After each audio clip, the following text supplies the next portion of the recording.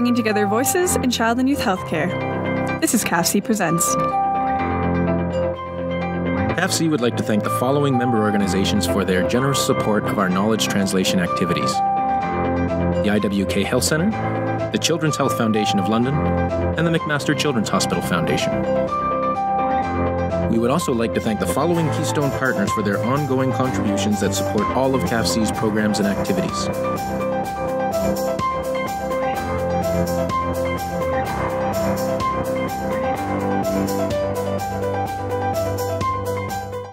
everyone, and welcome to today's episode of CAFC Presents. My name is Doug Maynard, and I'm the Associate Director at CAFC, the Canadian Association of Paediatric Health Centres.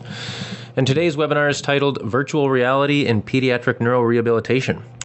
So it's my pleasure to introduce a topic that has come to us from our rehab community that we affectionately know as CAFC's Canadian Network for Child and Youth Rehab, or CINSER. CINSER's KT and Research Committee, led by Dr. Gail Andro at the Glenrose Rehab Hospital in Edmonton and Laurie Lassard at the John McGivney Children's Centre in Windsor, play a big role in helping us scour the globe to find the most interesting topics for our rehab and child development services community. This topic is of particular interest for those of you that might have attended the CAFC conference in Ottawa a few years ago. We had a number of presentations around and some demonstrations around use of virtual reality in the rehab setting, including a tour through the rehab facility in Ottawa that the Ottawa Children's Treatment Centre uses. So it's a great opportunity to continue this conversation via this virtual medium that we're using today, via webinar. So today we're excited to continue this discussion, and it's my pleasure to introduce two sort of new presenters, Stephanie Glegg and Sandy Tatla. Stephanie Glegg has presented at the CAFC conference before, no stranger to CAFC, a member of the poster review committee and lots of other things. But Sandy and Stephanie are both occupational therapists at the Sunny Hill Health Centre for Children in Vancouver, British Columbia. Sandy's research interests focus on technology use and motivation during rehabilitation and understanding clinician and client perceptions of technology use in this context. And Stephanie's research interests lie in examining the factors influencing therapists' technology adoption and in the role of knowledge translation on this process. And they've both been using virtual reality in clinical practice for acute rehabilitation for several years. So it's my pleasure to hand this virtual podium over to Stephanie and Sandy. Over to you guys. Thank you very much. This is Stephanie speaking. Sandy and I are going to switch off quite a bit during the presentation. So we just wanted to start out by letting you know that we want to have some interactivity in this presentation.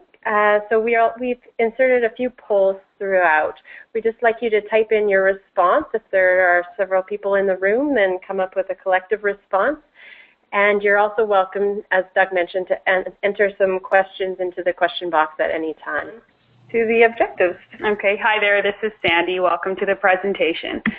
So we're hoping today that you'll have an idea about what virtual reality is and have an idea of what some rehab relevant systems exist out there. And we wanted to familiarize you with the evidence on VR use, specifically to pediatric neurorehab, and identify barriers and facilitators to its use in clinical practice, and also increase your awareness of some resources that are available to support VR use. So we should start by defining what virtual reality is. Basically, it's an interactive computer system that generates real or simulated environments with which participants interact using their own body movements. And it's the sense of immersion that differentiates VR from standard gaming systems. And this immersion basically refers to the characteristics of the virtual environment that provide the experience of being within it, such as the array of sensory input that's provided to participants, sometimes called augmented feedback. So examples include rehab-specific technology. They can incorporate robotic devices, and we're also including commercially available interactive consoles here. So given that definition of VR, let's go to our first poll question, and that is, what is your level of experience with using VR technology? Just a general overview, I've never used it, that would be none. I've used it a few times, I use it monthly, I use it weekly, and I use it almost daily. Over to you, Doug. All right, so the audience should see the options up on their screen. This is their chance to just click on the screen and make your choice of what your level of experience is with using VR technology. So we've got All right, so we'll close that off, and it looks like most people have no experience. 48% saying no experience with VR technology, 39% saying they did use it a few times. So we've got some people out there. 6% saying they use it monthly, 3% saying they use it weekly, and 3% saying they use it almost daily. Okay. Great. Our next question is about specific systems. So if everyone will answer this, but we will get a bunch of nones for the, about half of you who haven't used it. We're looking at commercial systems and whether you have used any of these ones. So the Wii, the Wii Fit, the Kinect, the PlayStation Move, or none of the above. And you should be able to check all of that apply. And it looks like the majority are familiar with the Wii and the Wii Fit. At 69% saying they've used the Wii, and 53% saying they use the Wii Fit, and another 42% saying they use the Xbox Kinect, 3% saying the PlayStation Move, and 25% saying that they have used none. Great. Our next question is about rehab-specific systems. So we've got the gesture tech, Kinect-based systems such as Gentronics, Feathers, Purr, and others that are adapted from the Kinect technology, the Mitii, other systems that aren't listed here, and none. All right, so once again, same thing, check all that apply. That one was a little easier for some people, as 74% of the people had used none of those systems. Of the ones that had been used, gesture tech at 13% was the most commonly used. 16% said other, 11% said the Kinect-based systems of Gentronics, Blue Marble, Feathers, etc., and 3% using Mitii. Great, thank you. Just gives us a bit of background in terms of moving forward as we discuss the systems. Yeah, it's very helpful because so we'll move into sort of why apply VR in therapy, which might be very relevant here. And I think currently there are sort of two important needs that have been identified from the literature about why VR might be useful. So one is related to the need to drive neuroplasticity. There's a need for interventions that are intensive, repetitive, and can provide sort of that incremental challenge. And secondly, there's a need in populations such as individuals with cerebral palsy to promote physical activity and health. Particularly in this population, we do know that these individuals with CP have some sedentary behavior, which puts them at increased risk of cardiovascular disease, obesity, and musculoskeletal pain. So we're really talking about virtual reality as a rehabilitation tool. It's something that's within your toolkit as a therapist. Some of the advantages are that you can manipulate some of the parameters in a way that you might not be able to do with the physical environment. Therapists are important in the process for supervising the therapy program, modifying the task, modifying the environment, both virtual and physical, and interpreting the application of the technology and how patients are progressing. So we're really looking at expertise from the clinicians and their reasoning in order to tailor the intervention to each client. So it's really important for clinicians to sort of identify the specific goals, determine what the therapy tasks are within the gaming environment, their grading and progressing the activity to guide the appropriate challenge, and monitoring performance. So clinicians play a key role in sort of linking the application of VR within the therapeutic realm. So when we think about VR as a tool, it's not necessarily something to replace therapists. It's really just something that can be used as another tool for therapists as they're carrying out the rehabilitation practice. And then on that note, if we're looking at applying a theoretical approach to treatment, such as motor learning, where you're providing task-oriented repetitive practice, VR is just one more medium through which you can provide that sort of training. So technology is just a tool. We have a quote here: to err is human, but to really foul things up, you need a computer. And any of us who have worked with technology know that it doesn't always cooperate when we need it to, but the potential is great. However, it can be unreliable. It can make interactions less personal. It can be outsmarted, and by that, an example would be that kids can use compensatory movement strategies to kind of cheat the system and not actually use the movement patterns that we're trying to target through therapy. And another aspect of technology is that it moves faster than research. And so if we sit on our hands waiting for the perfect large-scale RCT on a particular technology to come out before we start using something, chances are we're never going to start using something. And we'll talk a little bit more about this as we go through the evidence in the pediatric literature on VR. So when you're thinking about whether to use VR and what factors to consider, there's a number of things that are important. So when looking at the size of the system, and I mean that's particularly important depending on whether you're using it within a rehab facility or in a client's home, the cost of the system is clearly useful. Our important information is, commercial systems can range in the from about $200 and up to rehab-specific systems that can be in the thousands.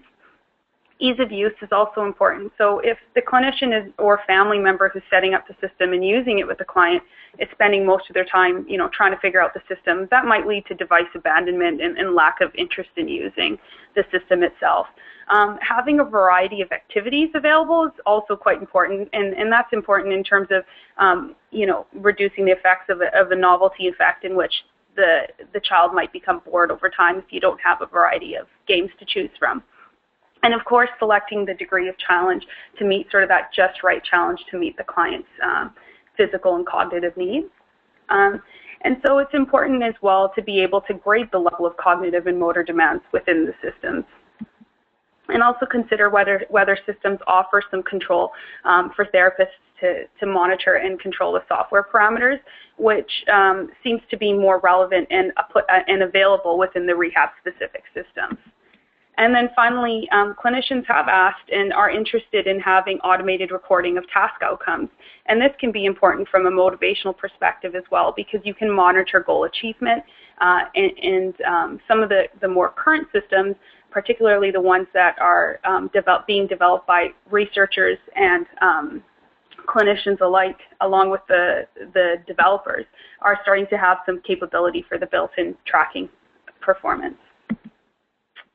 The other piece that I think is important to look at here is motivation. We know that often virtual reality systems are touted as being useful because of their motivational properties.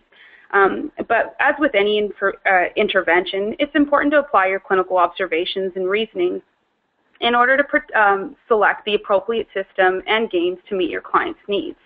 And I think that's quite relevant when you're considering what the just right level of challenge is. So for example, if you had the Kinect system, and you have a client that, perhaps the system it's generally highly stimulating, and it requires a high degree of cognitive capacity in order to follow the commands within the game. So if you have a client with cognitive deficits, they may benefit from perhaps a different type of system or some prompting prior to playing the game, or maybe reducing some of that stimuli within the Kinect game.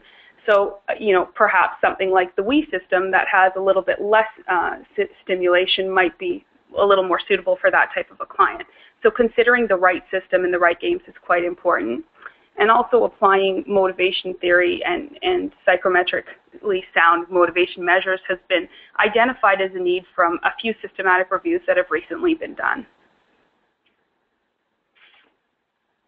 Great. We're going to be chatting about the evidence in VR in the pediatric neurorehab field. And I just wanted to give you an overview of the traffic lighting system that we use here at Sunny Hill when we're evaluating the state of the evidence on an intervention. And we've adopted this and adapted it from Dr. Anna Novak in Australia. And it basically assigns a category, a traffic light code to each type of intervention. So if something's green lighted, a green light intervention would have evidence that shows that it's proven effective, and we would obviously want to be using this intervention preferentially. If it's a red light intervention, it's been proven ineffective or perhaps causing harm, so we don't want to be using this. Most of the literature we're looking at here falls in the yellow light category, as you'll see. And this means that there's either insufficient evidence, no evidence, or conflicting evidence. So we're not quite sure what the effect of the intervention might be. And so what's important here is not that we choose not to use any intervention that's yellow lighted, but that we measure the outcomes at the client level to determine what effect it's having. we will be chatting about some of these systems, the commercial systems that most of you are familiar with, Wii Fit, Kinect, PlayStation Move, and the iToy, and going over the rehab-specific systems that have the most literature in pediatrics, and kind of touching on some others, just so that we're aware of them. And we'll start with commercial systems. Yeah. So with commercial systems, there's definitely some strengths and some challenges associated with using them. Clearly, cost is an advantage in comparison to some of the rehab-specific systems, and clearly they're convenient in that they can be used in the home. An individual can readily go and purchase one from an electronic store in their community. And there's the potential to track rehab in the home environment, but you may require some software for that. And as we mentioned, because these systems are quite popular, there's a number of games that are available. In terms of some cons with this system, we are aware that sustained playing might increase risk of injuries, and most of them have been related to sort of repetitive strain injuries. Particularly, a review was done with adults who've had a recent stroke. And what they found was most of the injuries were because of excessive use or due to falls. And excessive use was defined as more than 10 hours per day. And for children, perhaps excessive use might be more of a concern than with other populations. So what are some key features of the Wii and the Wii Fit? To just give you an overview, it's nice to know that a number of people have actually been exposed to these systems, so you probably already know this. But the system was developed back in 2007, and there's an avatar, which is named Me, and which represents the user on the screen. And the movement can be controlled by either a Wiimote, a nunchuck, or a Wii balance board. And it's using an accelerometer to translate body movement onto on-screen movement. As well, one of the characteristics of the Wii is that it provides vibrational feedback. And so one other key piece around the Wii is that it has been one of the top-selling video consoles of all time. And Goebel and colleagues recently did a review looking at balance interventions with the Wii Fit. And what they found, you can look to the right and see there a table of the number of publications that have been produced on this topic. And in the past 3 years, it's basically tripled. So from 2011 to now, we've gone up to about 35 publications, which shows its widespread interest in application in rehab. Yeah, so the Wii Fit, as you can see in this image, you can use the Wii balance board with the Wii Fit. There are games such as yoga, strength training, aerobics, and a variety of balance activities. And one strength of this system is that you can use it while in standing or in sitting. And there's also a Wii board, a Vivify board that can be used while you're in a wheelchair or another mobility aid. So when you compare the system to, say, the Kinect, perhaps, a strength is that therapists can actually get involved and provide hands-on assistance without interfering with the gaming properties. And using a mobility aid doesn't necessarily get in the way of the child participating and being able to use the game. When we look at where the evidence stands for the Wii, what we know is that on the whole, the evidence is about low quality, but it's showing some promising results. And more recently, evidence has emerged that it is of higher quality. So there's recently a single-blinded randomized control trial that just came out. I'll just give you an overview of the table here so you can see the traffic lighting evidence in the third column. So as you can see, a lot of it's in that yellow category where we need to continue to measure. But I'll highlight again that the single-blinded RCT. So if you look at the very last row at the bottom, looking at upper extremity function, we've had, there was basically a study with 62 participants that were between the ages of 6 to 13 years old, and what they participated in was the Wii Sports Resort, plus usual therapy in comparison to usual therapy alone for about a 6-week intervention. And what they found was that, that with regard to upper limb functioning, using the Jepson-Taylor test of hand function and the 9-hole peg test, that the results weren't really very significantly different. But parents did report increased use of upper limb during daily activities, so that showed sort of a positive trend. Speed didn't improve based on, and coordination didn't improve with the standardized assessments. However, there was an improvement in strength with the Wii group in comparison to the non-Wii group. And then another study was actually conducted looking at the ABI population, and this was a cohort study with there was about in total 50 patients, but 35 of them were school-aged, and what they found was that the Wii showed positive effects in all of the areas related to cognition.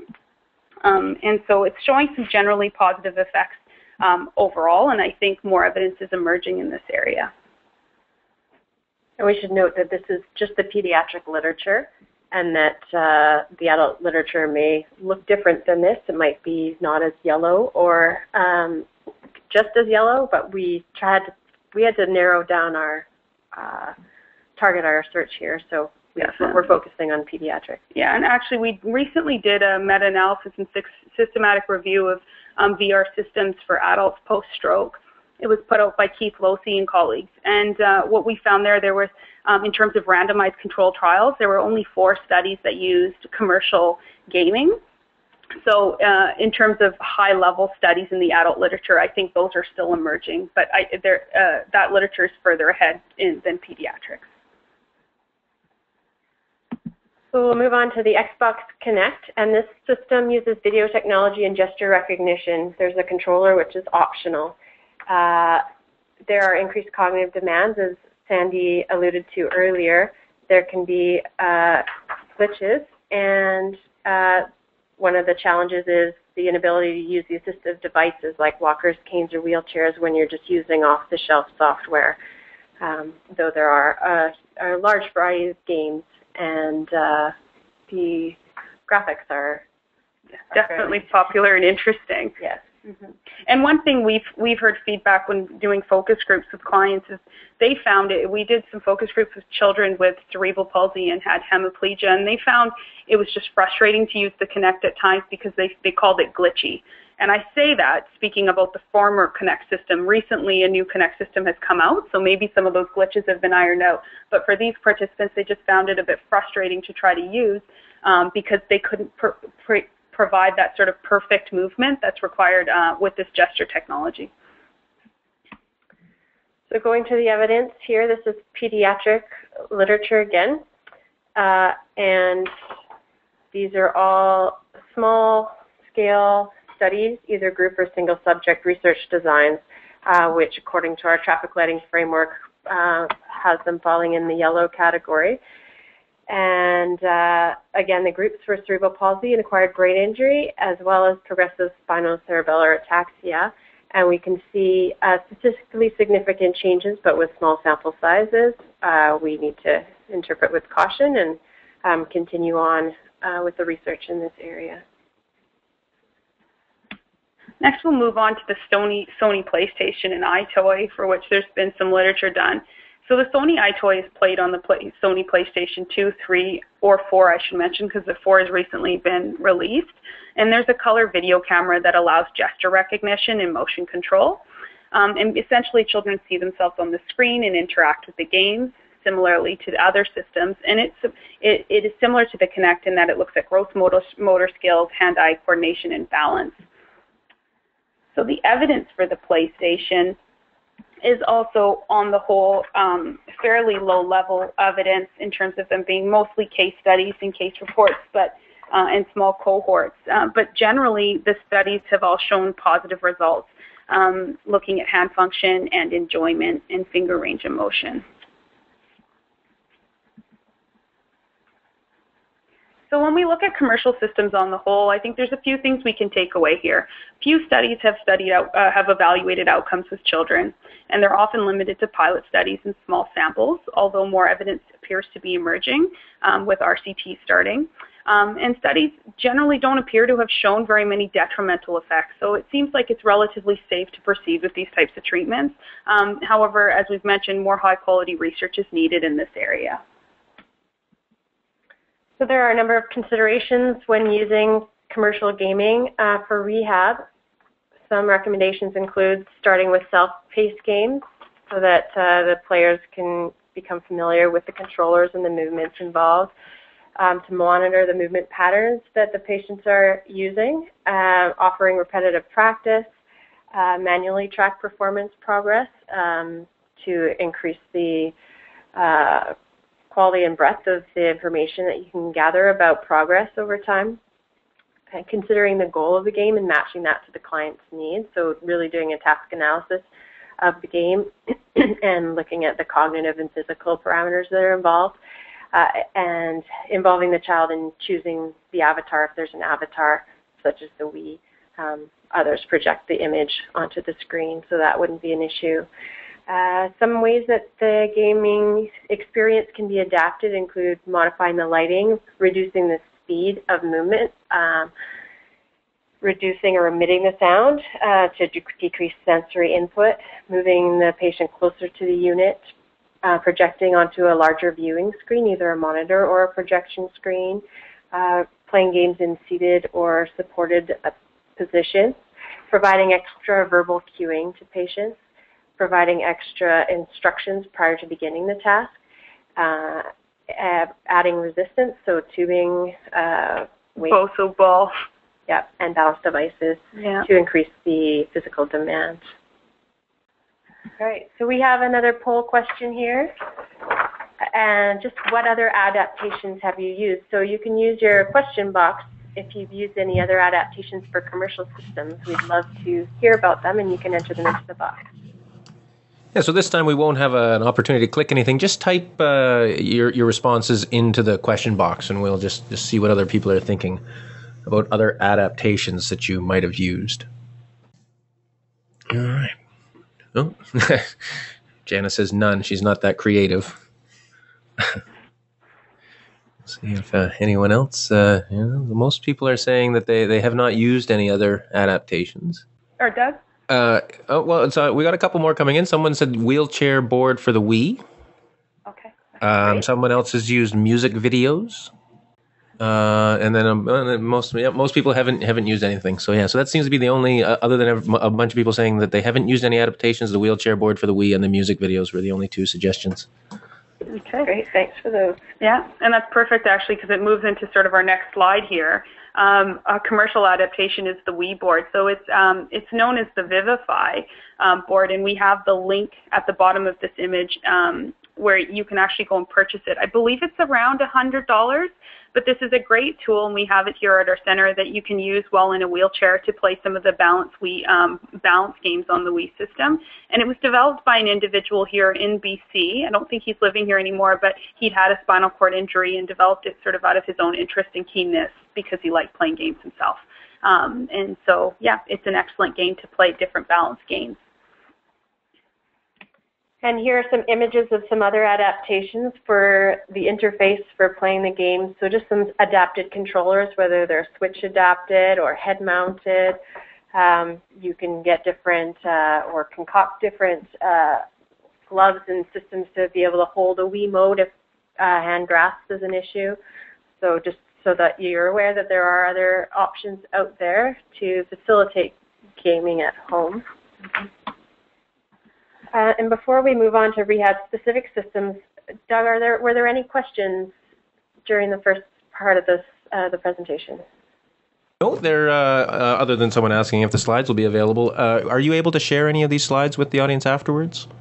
Yes, definitely. Okay. All right. So we will be sharing the slides in PDF form. But again, this is my chance to remind the audience, if you do have any general questions other than your answers to the questions that we've been asking of you, don't hesitate to type them into the question box. So when we take these breaks in the presentation, we can address a few of the questions that might come in. So. Okay, so we'll move now into rehab-specific systems and provide sort of an overview of the systems that exist right now. And so we'll start off with discussing some of the potential strengths of these systems. Clearly, the ability to grade the task is a strength within this environment. And that's important to meet the client's needs throughout recovery and important principles for both motor and cognitive therapy applications. You can also modify the environment within some of these systems. And a lot of them have been designed with therapist input in mind, as opposed to the commercial systems that have been, geared towards a different population, which is the general public to begin with. And you can adjust the motor demands independently of the cognitive demands with some of these systems. So if you look at the gesture tech, for example, you can control the speed at which, there's this egg game. You can control the speed at which the eggs are released, which is a useful feature. You can also isolate different body parts with some of these games, depending on whether you wanted to focus on upper versus lower body functioning, and left or right-sided functioning as well. So in terms of challenges related to rehab-specific systems, cost is certainly a consideration with some of them. They can range upwards of $8,000, and perhaps they may not be as perceived as popularly as commercial systems, and people's level of acquaintance with them is far less. And sometimes they don't have the same variety of games that are available with commercial systems. And at times, specialized training is required, particularly if there's specific technical assistance required. But I would sort of say here that I think any system requires some technical training and support, whether it's a commercial system or a rehab-specific system. When you're using it in the context of therapy, I think there's some different elements you need to consider about setup and whatnot. Space required is also a consideration. Some of these rehab-specific systems take up more space and have different requirements, such as a large green screen and that sort of thing that you might not have to consider with other systems. And I think there's also something to be said for the time and effort and expertise required to collaborate to develop, say, a new game for a commercial system that's adapted for rehab. From start to finish, it can, take some time versus getting something off the shelf or something that's already prepared, although you can customize it, to meet your client and setting. So we'll move into the gesture tech system here, and this includes software such as the IREX, the Gesture Extreme, and the Virtual Mall. This uses video capture technology with a green screen. The participant sees a mirror image of themselves, so rather than an avatar, and it's full body movements that you can use with this system, as well as targeting specific limbs. There are a number of software parameters that can be modified, such as the speed, the number of stimuli, and there's some data that you can collect depending on which software system you use. We like to augment whatever is collected with some pen and paper as well. And this one can cost, it's somewhere around 13 grand, give or take. So Sandy and I, along with a colleague of ours, did a scoping review on the gesture tech system. So we've included the adult literature here because it was already compiled. And this first graph table shows the body function level of the ICF, outcomes that related to body functions such as range of motion, that sort of thing. So you can see that in the adult stroke literature, which is where most of the literature was conducted, we've got some nice green light intervention support, and these are from small scale RCTs. There were no large scale RCTs. And we did have statistically significant findings in an upper extremity study and positive trends, but because of study design, it's yellow light for pediatric there. And you can see that there's lots of room for more research throughout the VR field. This next table shows activity and participation level outcomes. And again, good support in the adult stroke literature. There's also quite a bit in adult TBI, traumatic brain injury, using this system, looking at locomotor performance, gait, balance, and executive functioning. And we're getting more into yellow with pediatrics, but pediatric cerebral palsy was, along with stroke, those were the two most studied populations with this system. So that's quite promising. But because of the types of study designs that were used, or the quality of the studies, we're at the measure stage in pediatric CP, and we don't have outcome studies on other pediatric populations from which to draw here. So the YouGrabber is another rehab-specific system, and it uses sensors in the data glove and infrared camera to track movement. You can calibrate it according to the client's functions, and it can generate some outcome data for you. I have not used this systems specifically, but the website is there to learn more. But it's one of the rehab-specific systems that had more pediatric evidence, so we're highlighting it here. The two populations were cerebral palsy and a general children with upper extremity motor impairment. And we are seeing positive trends in hand function, strength, grasp, but because of the small-scale studies with sample sizes or case study designs, we're looking at yellow light intervention here. So the next rehab-specific system we want to talk about was the Move It to Improve It. It's the Mitii. And this is, I believe, a fairly new system that's sort of been developed over the last couple of years. It's an internet-based cognitive and motor training program that involves sort of these virtual coaches. So it's multidisciplinary virtual trainers that can support the use of clients using the system in their home. So it uses motion detection via webcam, and there's these green tracking bands that are placed so that it can detect the motion. And the cost of the system from the paper I read is about $300 to $500. And that is basically the price of the computer, the Mitii, webcam, and the internet. So the evidence in this area is sort of emerging. There's been one pilot study that's been done by Build and colleagues. And it was done with about 9 children who are between the ages of 9 and 13 years old with CP. And basically they had about a 20-week intervention where the children played the games for 30 minutes a day. And they evaluated their motor, perceptual, and cognitive abilities before and after. And as you can see from this chart here, there were significantly improvements in cognitive skills and in strength and endurance, and some positive trends in upper limb function, which was measured by the AHA, which is the Assisting Hands Assessment, and unilateral function was evaluated with the Jepson-Taylor test of hand function. So you're seeing some promising evidence here. Balance didn't show any significant differences within the pilot study. Of note, what's really interesting is the group is moving on and currently doing a randomized control trial. And the protocol paper, you can see, I left a little note here. You can find an excellent paper that describes the protocol for the study on that link in the bottom left corner there, which would be useful to look at just to see sort of where this evidence is heading. But it'll be interesting to see where it goes with the strong results preliminarily. So there are a number of other systems here. If there was, only one study or just feasibility studies or usability studies, we didn't have evidence to share with you here, but we just wanted to give an overview of some of the other systems out there, and this certainly isn't a comprehensive list.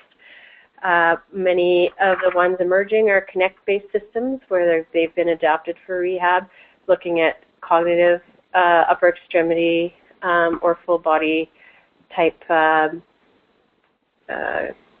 goals. Mm-hmm. And sorry, one other point I wanted to make briefly about the Mitii was the family participants actually found one of the key motivating factors for them was having connection with a virtual coach who was a trainer who was checking in and monitoring progress. So that seemed to be a key variable that kept their child and them participating in the system, and they didn't sort of feel like they were left to their own accord. So I just wanted to mention that. Another system that's currently been developed over the past few years is an area that's looking at extra gaming. And there's a study going on right now called the CP Fit and Fun study with Dr. Darcy Failings and colleagues. And so what's interesting about this is it's looking at overall health benefits of using VR. And it's been a rehabilitation-specific system that provides online gaming with multiplayer. So a child with CP could be, sitting in Ontario and playing with another person across Canada or any part of the world, really. So it's kind of neat to look at how to encourage physical activity and social interaction, and specifically looks to include children who have a gross motor function level of 3. Yeah, and then one more trend I should mention is the growing interest in home-based therapy using adapted systems, rehab-specific systems. So we're seeing that emerge more. Mm-hmm. Okay, this might be a good time to ask if there are any other questions that have come through. Couple of questions. The first one that came in was from Regina, and she's asking what sources are available for funding these various systems for community rehab. Now, that's always a challenging question, as we have people from all over Canada, different jurisdictions, different funding models, and we also have people from the United States and other countries as well. But Regina happens to be from BC, I think, so you might be able to help her with this if there is, in fact, an answer to this question, or an easy answer anyway.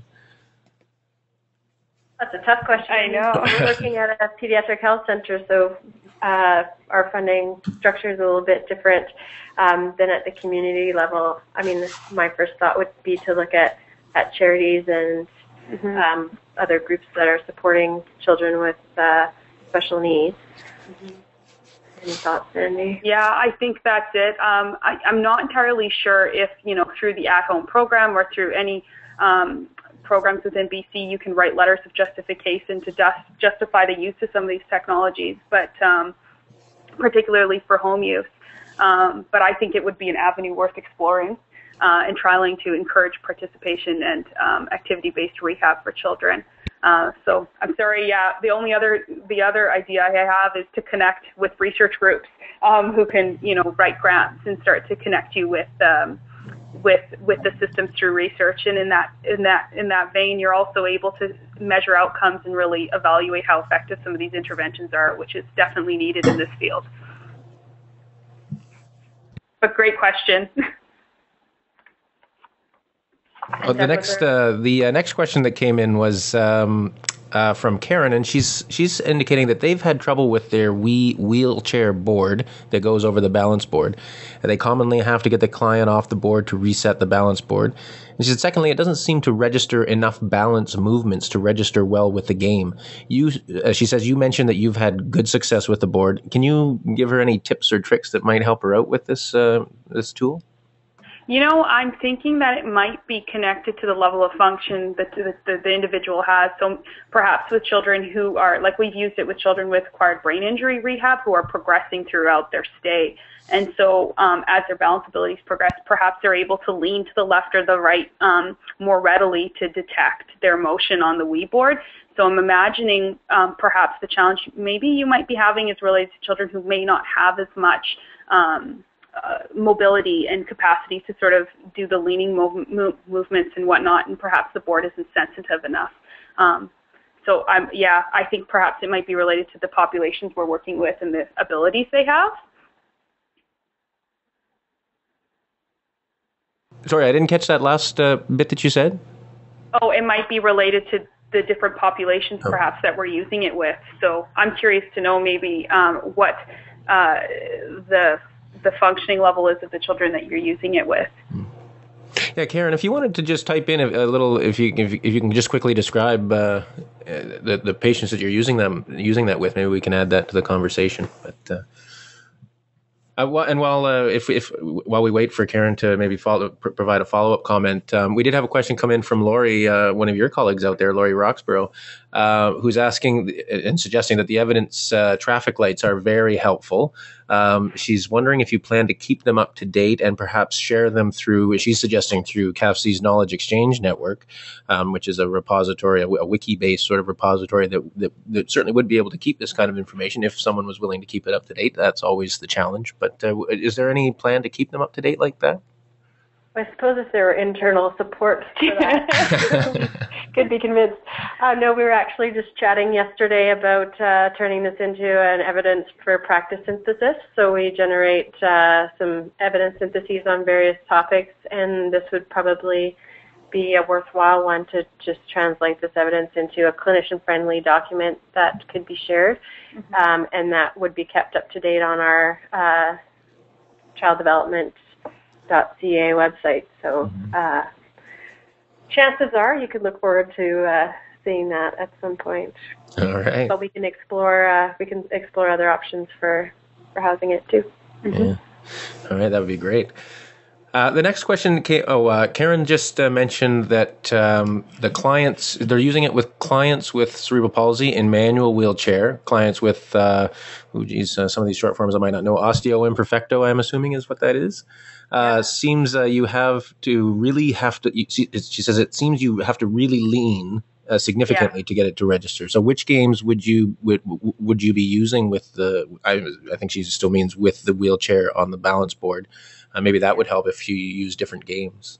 Yeah, the games that I'd recommend are around the skiing games. So the Wii Balance Board, I didn't find the hula hoop game to be as effective, but there's the ski slalom and the snowboarding game are probably the ones that are my go-to. And there's also one more game, the table tilt is a great game to use for leaning. But I do agree. I think it does push the boundaries of capacity where you have to be able to sort of really lean to one side and the other. All right. The next question is from Roberta. She's asking, are you using VR for children living with autism or ADHD for improving focus, balance, that sort of thing? So we don't see those kids for rehabilitation here at Sunny Hill, so they're not part of our client caseload. Yeah. They might be seen in the community in that capacity, but we don't have experience with those populations for treatment. Yeah, I would agree with that. All right. The next question is from Danielle, and she's asking, have you found that longer-term clients sustain their interest and motivation in the use of the VR system over time? And have you done anything to make sure you sustain that motivation? That's a great question. One thing I was going to mention that a large proportion of the clients we see here are inpatient-acquired brain injury, and so their functional level is changing over the course of their stay as they recover, and we might choose different systems at different points in their stay. So we might use something with more therapist-controllable parameters early on in the stay to grade the activities, and then as they progress in their functional level, then move to more commercial-based systems. And that helps to increase the variety over time. Anything to add, Sandy? Yeah, and I think building on what Steph is saying as well, we often see children during inpatient rehabilitation stays. So they're here for a period of 4 to 6 weeks, sometimes longer. But we often don't have the children only playing virtual reality. It's one aspect of their therapy, and I think that's another component that can help promote motivation. Is to not have them only doing the VR, but have it amidst a group of different activities they're working on. And then the second area is around really having a variety of games and interest level for them to try different games that suit their interests.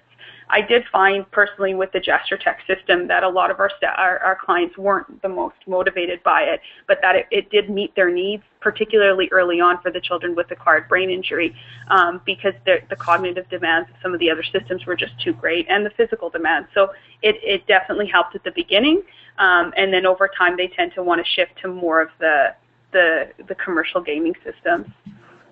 I would also add that therapist familiarity with the games and being creative can help to increase the variety in the treatment program. So providing the just right challenge, modifying the task, even though it's a game that's static, the game's going to be the same no matter when you turn it on, but the demands that you're asking of the patient can differ. So you might add a cognitive element, you might throw them on the balance board, you might distract them with something else at the same time that's not related to VR. So different ways to engage them or demand more attention that can help definitely increase engagement. Yeah. And then I think finally the last piece is like every child has unique interests and needs. So tailoring therapy to their needs is it's something that we do as clinicians inherently, right? We're trying to design interventions that are going to engage and motivate these clients. And I think some really tend to lean more towards video gaming than others. I remember in a recent study I did, one of the clients just said, I wanted to play more video games. Like, why couldn't you let me just keep playing video games? So I think part of this is being client-specific and meeting their needs. I do think another component of supporting the virtual reality intervention is related to therapist feedback and to have feedback parameters so that the children and clinicians can identify that they're meeting targets and that there is progress occurring, and that can help be a motivational feature in and of itself. So that's a great segue actually into our next section. So we'll just carry on and we can take some more questions at the end. So we're looking at barriers and supports to using VR in practice. And on the next 3 slides, I've got one of the main barriers from the literature in black, and then some supports or strategies in green. So the first one is lack of awareness, access, or availability of evidence to guide VR practice. We went over the pediatric literature. We didn't see green lights anywhere. And so a lot of clinicians are wary about moving forward with VR. They might also not have access to the databases, to specific articles, know how to search for them, etc. So evidence syntheses in the form of systematic reviews or clinician-friendly syntheses like the E4P that we've provided as an example are helpful in this regard, conducting more primary research to increase the knowledge base, and looking at outcome measurement at the individual client level for all those yellow light interventions, as we mentioned, can be really valuable. The lack of knowledge about how to use the system can be a big barrier, and some of our research really tapped into that. So clinical tools are one strategy that can support therapists in using technology. So I developed a manual for the gesture text system here, collaborated with Danielle, who I think was the one asking a question about variety, but looking at how to support a motor learning approach to using VR. So there's e-learning opportunities. There are lots of web-based resources, and we'll show you an example of that in a few minutes. Looking at clinical mentoring and peer support might be a valuable way to support therapists in learning how to use the technology and sustaining their use in it, providing training and in-services, whether that's with the system developers or in-house or bringing in an external expert. We both are strong supporters of providing training to implement new technologies into practice, especially in emerging areas of practice. And participation in research has been shown to increase therapists' application of knowledge to practice and engage them in the process, as well as increasing their knowledge about how to apply it with the stafford population. Our next barrier, lack of time to use, to learn how to use, high caseloads. We kind of clumped all those together. Thorough training can help, giving dedicated time to learn, and that isn't just attending a training session or accessing web resources, but having some time to play with the system and figure out how it can be applied to particular client populations or outcomes. Support staff to assist with setup and takedown was something that emerged from our research as well. If you have a system that isn't already in a dedicated spot that's constantly ready to go, if there's someone that can come, especially if the setup is complex, come and assist with setup takedown, that can facilitate use of VR. Support staff to assist with program deliveries. This would be rehab assistants, rehab therapists. They have different names in different provinces to carry out the program that a therapist is overseeing and developing. The next barrier here is client factors, so cooperation, lack of motivation, or lack of appropriate clients for the given system or systems that you have. So we did touch on this a little bit with the questions. We're obviously aiming for a variety, providing a just right challenge so that it's not too hard, but it's still motivating. Selecting meaningful activities to the client, and they can be involved in that process. Selecting goal-directed activities to meet their rehab goals and connecting that link for the client. We talked about engaging the client in the process, and selecting systems with enhanced grading ability or rehab-specific features can help engage clients as well. And one other piece to add is the social interaction piece. So if there's opportunities for multiple gameplay somehow, or like I mentioned through the exergaming, I think that social interaction piece can help promote use of some of these gaming systems. Yeah, some of our clients really were motivated by a competition against therapists or siblings or other patients in the unit, so that can be a tool. And okay, we've got lack of technical support, including equipment setup, troubleshooting, and software upgrades. This is a big one, and it's pervasive in the literature. Tech support is Okay, tech support. So we have a model here at Sunny Hill where we have a clinical technologist that supports the integration of clinical technology into practice, and that person acts as a liaison between the therapists and the software developers to troubleshoot and can help on the spot to assist with any issues that come up. I know it's probably a luxury in lots of situations, but it's made a tremendous difference. Liaison with software developers, they're the experts in their system, and they can help to troubleshoot when it comes to the technical side of things. Peer mentoring and support. So this sort of model has worked here, whereby those who are early adopters support other therapists in using the system, understanding how it works, troubleshooting, just to ease the transition until they gain those technical skills and can be more independent in using them. And obviously selecting user-friendly designs within your budget and facility restrictions. And the last barrier here is accessibility or availability issues of the equipment or of staff. And so what we've found is that having your equipment as close as possible to treatment areas that you're using regularly would be have your best chance of using the equipment. So down 3 hallways in an elevator, not the best choice. Scheduling VR into clients' daily schedules can be a facilitator. Having multiple systems set up in different areas of the center. So it could be, I don't know if we haven't done a count lately, but we probably have at least 7 Wii's in the center. And we've got 2 of the gesture tech systems and a few Kinects as well. So they're distributed in different places to make it easy for them to be used. And having dedicated VR treatment space, that's a luxury as well. But what we try and do here is put 3 systems in one room, and that allows for, within one session, you can switch between systems, or you can carry out a different treatment intervention in the same space. So I guess we're kind of pulling it all together here. I think there's lots of good news. Technology in virtual reality systems has become more accessible over the past, it's been around for about 20 years at least, and over time it's become more accessible in terms of cost and the quality of graphic design.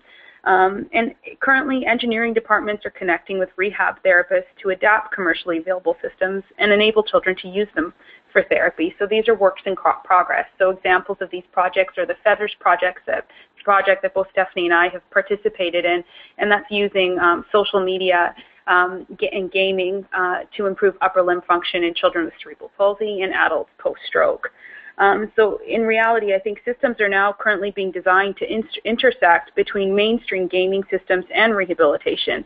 And there's more involvement of therapists up front rather than trying to figure out how these systems can fit into clinical settings. So I think the future is kind of exciting for where we're going to go with technology-based rehab, and the integration of these 2 parties is making things even more exciting and open to a lot of opportunities. So in conclusion, there's a few things we've learned. I think we know that VR has clearly demonstrated potential as a tool for assessment, research, and intervention with children. And the objective is ultimately to take advantage of the assets that VR has to offer for rehab while ensuring that it meets the best needs for clients' cognitive, motor, and emotional abilities in the context of specific therapeutic goals and activities. And currently, there is a need for larger scale randomized controlled designs and studies to look across levels of the ICF to really see how findings are translating. Findings within VR environments also are translating into daily life and participation. So we'll move into some resources that are available. Yeah, we just wanted to highlight a couple. There are blogs out there supporting technology use in rehab, and one of them here through Sunny Hill is the Tech for Therapists blog, and it can be found on www.childdevelopment.ca, and it provides summaries of current literature on therapeutic gaming and VR for pediatrics and rehab applications.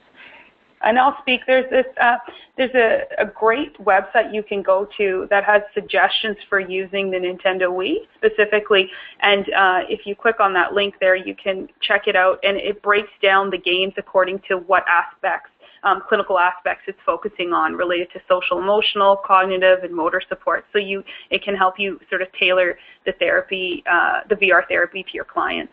And these are therapist-driven tools. And this is one example for the Wii, and there's other work being done out there on other systems like the Kinect, etc. So tools are emerging. There's also associations related to VR in rehab that one can connect with, networks of clinicians. We're happy to join networks with others and connect with you. And there are other experts, I'm sure, internally and externally within your provinces and areas of practice, but the trick is finding those. We just wanted to put out a little Twitter here. Sandy and I both contribute to the Sunny Hill Evidence Center Twitter account, just mostly tweeting on updated evidence related to pediatric rehabilitation, and specifically related to some of our research streams, which are virtual reality-based, positioning, mobility, and other topics. Yeah, so if you would like to follow us there, you'll get news is one avenue for getting news about updated evidence on virtual reality and other topics related to child development and rehabilitation. The next one at SEFWEG is my own professional Twitter account, and most of my tweets relate to knowledge translation and virtual reality. So if you want to connect with me after this presentation, that's a nice way to do that. And we can also carry on the conversation afterwards. I'm collaborating on a project with some other OTs and PTs looking at developing online resources to support therapists in using VR and therapeutic gaming. And the Twitter account for that project is VR for Rehab. So that's another one to connect with. And we do have plans at Sunny Hill Health Center for Children to host a tweet chat, and VR is one of the anticipated topics. So if you are a tweeter, then those are some options for you. Another poll question. This is open-ended, so you can type something into your question box. We'd love if you would tell us about your favorite resources for VR in rehab. Yeah, so if you have any favorite resources for VR in rehab, just type it into the question box, and we'll see what the audience has to say about this.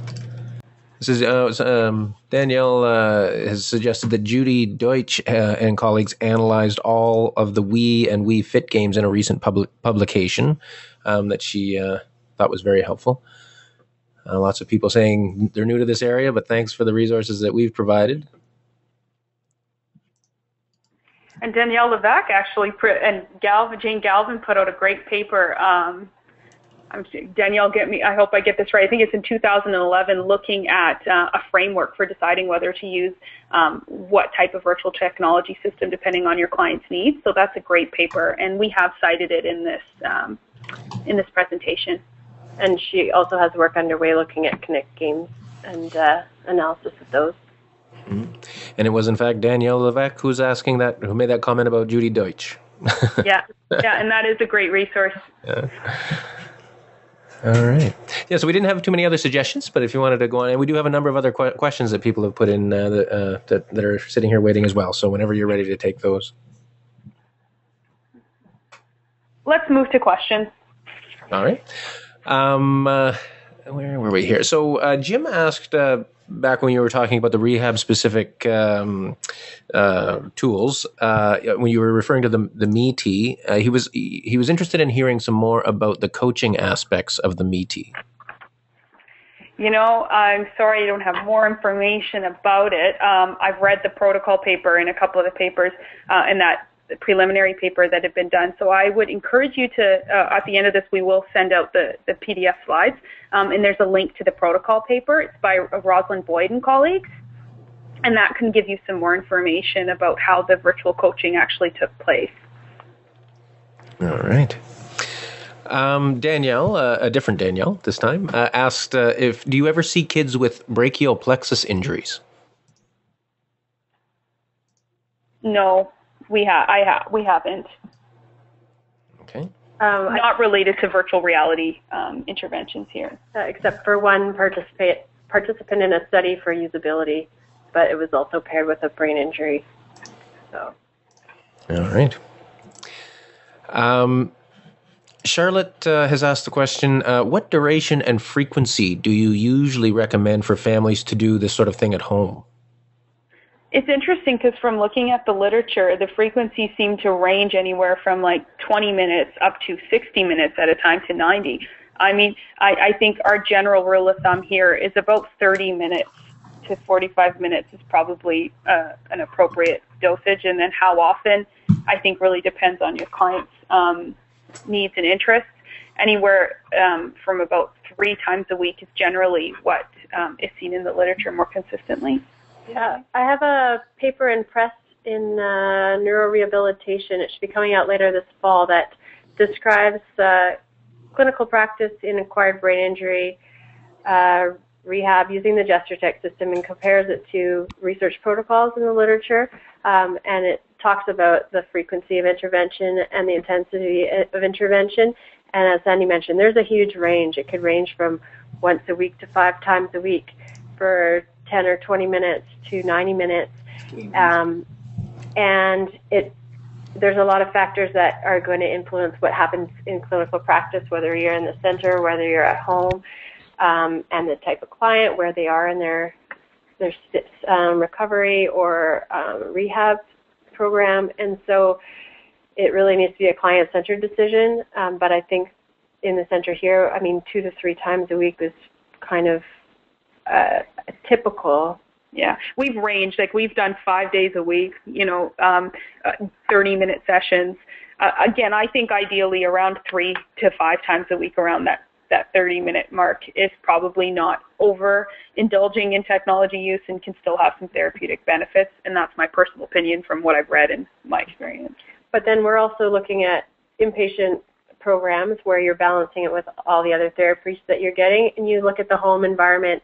What else are they getting? What activities are they doing to target their therapeutic goals? And is VR one of the primary means through which they can participate in that? Maybe it would call for a little bit more. Yeah, so that's a good point. To take some judgment.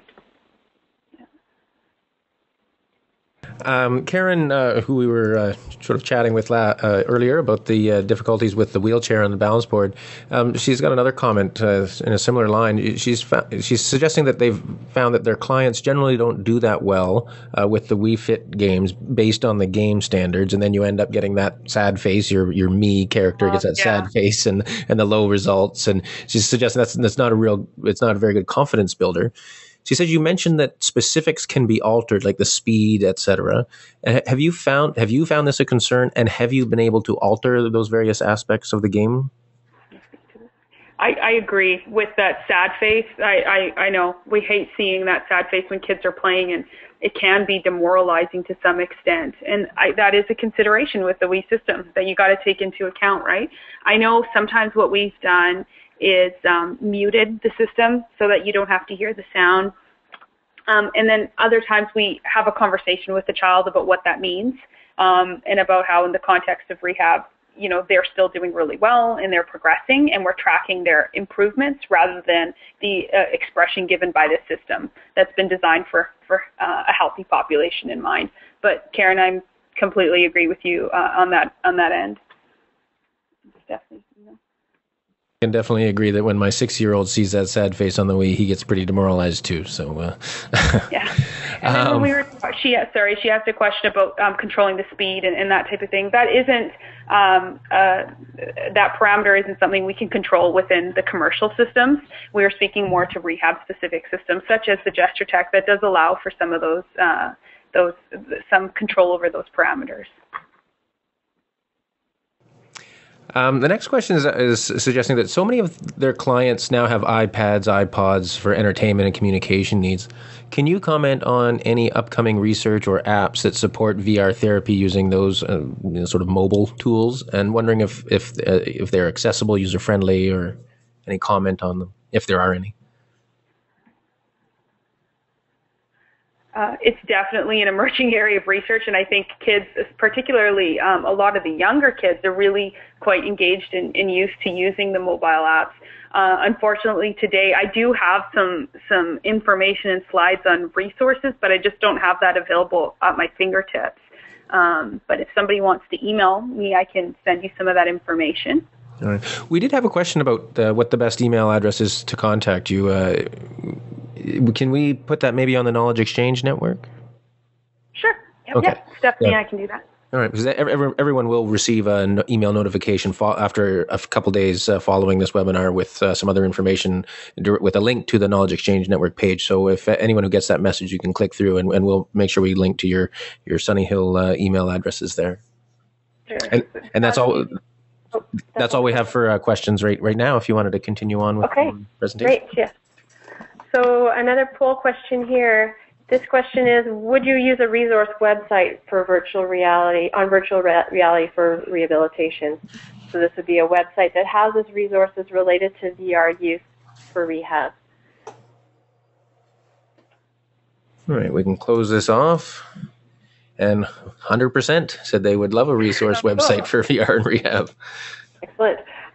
So the next question is a follow-up to this then, since you've all answered yes. These are some resource ideas for such a website, primarily targeted towards therapists, but other audience as well. So we're looking at short video tutorials about skills in using VR, online learning modules, current evidence summaries, ask an expert Q&A, kind of like what we're doing here, and a moderated discussion forum. We're going to start with those 5. We'd just like you to check which of those you think would be a useful tool on such a website. Yes, and due to the limitations of our system, we can only put 5 response choices, so we're going to stretch this over 2 questions with a few more selections in the following question. But just let us know, and again, check all that apply, indicating which of these you would find useful. So I think we can close that off now. Most of the responses are in. So we can say most people are looking for short video tutorials, followed by current evidence summaries, and then followed by online learning modules. Then a little bit of a drop down to the expert Q&A at 57% saying they would like that, and then another 52% saying a moderated discussion forum. So we can go straight into the next part of the question, just get your thoughts on this next set of potential tools or features that you might find useful. So we've got listed there a calendar of VR conferences, links to VR associations, groups, webinars, wiki, case scenarios. All right, so we can close that one off. And it looks like, everybody likes the webinars. 100% of people would like to see more webinars on this, followed by case scenarios. They like those case studies. And then followed by a calendar of conferences, links to VR associations, and then a few people would be interested in the wiki. Okay, great. Thanks for your input on that. So one of the projects I'm working on with colleagues is, as I mentioned, developing online resources. And part of the research project would be developing an online community of practice for VR. And so this question here is whether or not you would like to be contacted about that COP as it gets up and running. All right, so most of the people have responded here. I'll give everyone another second or two. And this could relate to both as a learning tool for yourself or your colleagues, or to contribute expertise as well. All right, so we can close that one off, and it looks like full 3/4 anyways. 75%, 74% said they would like to be contacted about the community of practice. Okay. So I think this is our last question here, and it's what supports are required at your center or place of work in order for VR to be integrated by therapists? And it's a check all that apply, and again, we've had to chunk it into 2 questions here. It looks like most people are looking for funding for equipment, and then followed by funding for time. Education also scores 79%, followed by support staff, and then mentoring at 61%.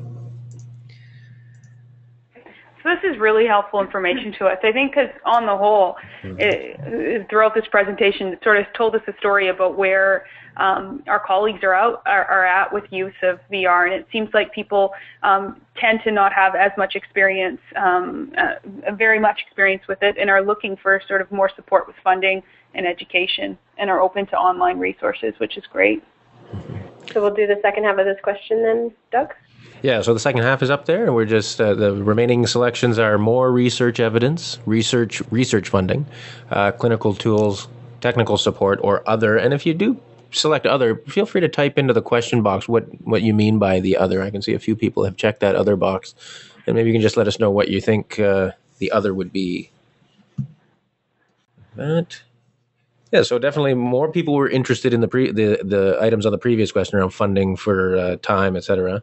But 73% have said technical support and 73% have said clinical tools, followed by 42% saying research funding and 35% saying more evidence. And 4% said other, but I haven't seen any indication in the question box as to what that other might entail. We would love to know what that other is. Yeah. Yes, well, if they do put something in there, I'll be sure to let you know. Okay, well, that actually brings us to the end of what we wanted to share. We've got our references here, and they'll be on the slides that you'll be able to access later. I'll just walk through them. If there are any last questions, Doug, we're happy to take them. All right, so that's your cue as the audience to type in your any last questions you do have. We don't have any right now, so if you have any last questions, or any thoughts on what those other supports might be that would help you implement or make better use of virtual reality systems in your center, please type those in. Otherwise, we may wrap this up 5 minutes early. And here's just a few of those websites that you mentioned in your presentation. We'll just take a look at those while we're waiting. It doesn't look like we're going to have any other questions. So if you guys have any final closing comments that you'd like to wrap this up with, by all means. Thank you for attending and hearing us out. I think the last message I'll leave you guys with is give it a try. Try it. I know that sometimes it can seem daunting, but if you get a group of therapists together and you try something out, you might find that it's easier to use than you might think. So it's always worth trying out there. And a lot of the time, the kids can teach us how to use these systems more so than we can teach each other. And I would also say that identifying early adopters or champions within your group or network or setting can be a huge asset. If you have someone who enjoys task analysis and enjoys technology and is willing to kind of spend a bit of time just to troubleshoot and sort out what works and what doesn't work, they might be best positioned as a peer to support those around them to engage in VR use. But we also wanted to really thank you for your input through the poll questions. It's really valuable information for us as we move forward with our research directions and resource development to support therapists in using VR. All right. Well, thank you to both. I mean, we could tell by the number of questions and the real interesting discussion, as well as a whole flood of comments that are coming in here, thanking for the informative presentation and the many good things that you've given them to think about and all sorts of other comments. And someone's asking about the blog site again. If you could just throw that back up there, Samantha. Thank you very much. Again, thank you for such a great presentation. It really was interesting, and hopefully we can continue this topic, and maybe you can come back to us with some other thoughts about other things we might present to help this community, because there's definitely interest in this topic. So, and thank you as well, as was said, thank you to the audience for such great input and for your participation in this webinar. It always makes it more interesting when we have lots of comments from the audience. So we'll close this one off, and just to let everyone know that we typically do these webinars every Wednesday at 11 a.m. Eastern Time. We do have a few more on the schedule. One called next week called When Families Go to Court for Care, where we will have a couple of lawyers from across the country talking about the different issues that they have to deal with when families have to go to court for various healthcare issues, followed by engaging hard-to-reach families in pediatric rehabilitation. So again, maybe of great interest to this audience as well, and perhaps an opportunity for using virtual reality in those in reaching those hard-to-reach families. So stay tuned for those, or go to our CAFC website at cafc.org in the CAFC Presents section if you want to register for any of those webinars. And as I did mention, as we've mentioned a few times, this presentation was recorded. The audio-visual recording will be on the Knowledge Exchange Network, and you will receive an email with the link that will take you to that page that's on the screen right now. And we'll also have contact information for Stephanie and Sandy, and we will have their PowerPoint slides up there in PDF form as well. So thanks everyone for coming, and hopefully we'll see you on the next webinar. Bye everyone.